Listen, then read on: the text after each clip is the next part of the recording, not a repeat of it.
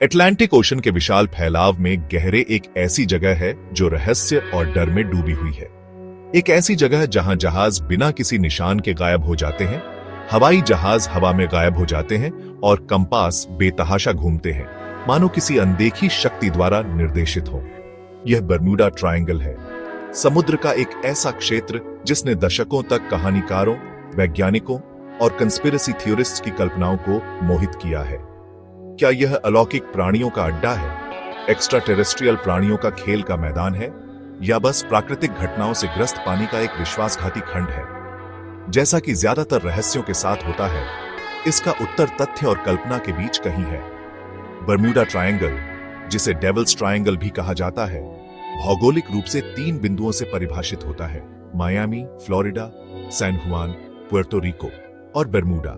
हालांकि समुद्र का यह प्रतीत होता है कि इनॉक्यूअस पैच एक डार्क और रहस्यमय अतीत रखता है। गायब होने की अनसुनी कहानियां सदियों पीछे चली जाती हैं। खोए हुए जहाजों और गायब हुए नाविकों की फुसफुसाहट समुद्र की हवा में होती है। बर्मुडा ट्रायंगल की नोटोराइटी 20वीं सदी में बढ़ी, जो हाई प्रोफाइल गायबियों की एक श्रृंखला से प्रेरित थी, जिसने दुनिया को चकित कर दिया और जवाब खोजने के लिए छोड़ दिया। बर्मुडा ट्रायंगल का रहस्य कोई नई घटना नहीं है। यह सदियों से समुद्री विद्या में बुना गया है, नाविकों की पीढ़ियों के माध्यम से पारित किया गया है, जिन्होंने इसकी गहराई में जाने की हिम्मत की। क्रिस्टोफर कोलंबस ने नई दुनिया की अपनी पहली यात्रा पर कथित तौर पर अजीब कंपास रीडिंग्स और क्षेत्र के भीतर असामान्य रोशनी देखने की सूचना दी थी।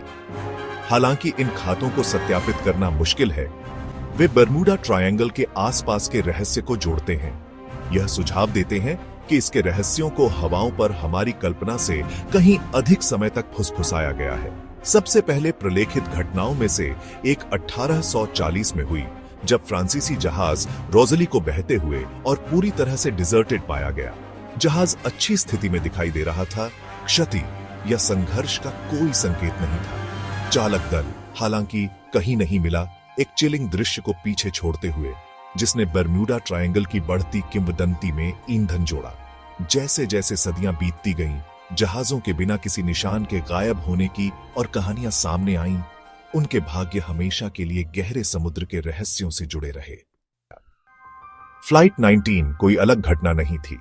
20वीं सदी के दौरान बर्मुडा ट्रायंगल के भीतर कई जहाज और विमान गायब हो गए, अनुत्तरित प्रश्नों का एक निशान छोड़ गए और इस रहस्यमय क्षेत्र की वास्तवीय प्रकृति के बारे में अटकलों को बढ़ावा दिया।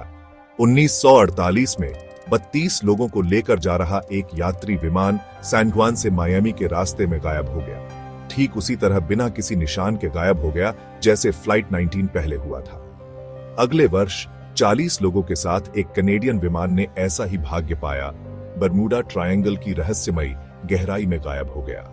ये बर्मुडा ट्रायंगल के लिए जिम्मेदार कई अस्पष्टीकृत गायबियों के कुछ उदाहरण हैं, जबकि कुछ घटनाओं में मानवीय भूल, यांत्रिक विफलताओं या अचानक आने वाले तूफान जैसे प्रशंसनीय स्पष्टीकरण हैं। अन्य रहस्य में डूबे हुए हैं, तर्क संगत स्पष्टीकरण को धता बताते हैं और बर्मुडा ट्रायंगल की किंवदंती को जीवित रखते हैं।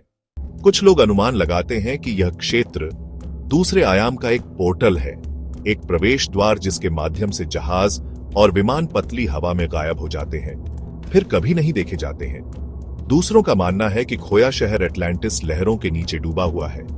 इसकी उन्नत तकनीक आधुनिक नेविगेशन सिस्टम में हस्तक्षेप कर रही है और जहाजों को गायब कर रही है। शायद सबसे विचित्र सिद्धांतों में बर्मुडा ट्रायंगल को हंटिंग ग्राउंड के रूप में या अपने स्वयं के रहस्यमय उद्देश्यों के लिए एक स्टेजिंग एरिया के रूप में उपयोग करने वाले एक्स्ट्रा टेरेस्ट्रियल प्राणी शामिल हैं। ये सिद्धांत वैज्ञानिक प्रमाणों की कमी के बावजूद कल्पना को पकड़ते हैं और बर्मुडा ट्रायंगल की रहस्यमय प्रकृति के साथ स्थायी आकर्षण को बढ़ावा देते हैं। यह एक ऐसी जगह है जहां ज्ञात अज्ञात से टकराता है, जहां विज्ञान और अंधविश्वास आपस में जुड़ते हैं और जहां मानवीय कल्पना को संभावना की सीमाओं का पता लगाने के लिए स्वतंत्र लगाम दी जाती है। हालांकि बर्मुडा ट्रायंगल के रहस्यों को पूरी तरह से कभी हल नहीं किया जा सकता है, लेकिन जवाबों की खोज निस्संदेह जारी रहेगी, जो हमारी सहज जिज्ञासा और स्पष्टीकृत के साथ हमारे स्थायी आकर्षण से प्रेरित है।